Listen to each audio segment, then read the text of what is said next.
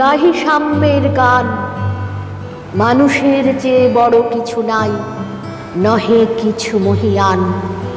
নাই দেশ কাল পাত্রের ভেদ, অভেদ ধর্ম জাতি।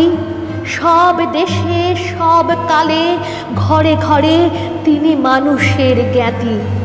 পূজারি দুয়ার খোলো, ক্ষুধার ঠাকুর দাঁড়ায় দুয়ারে, পূজার সময় হলো।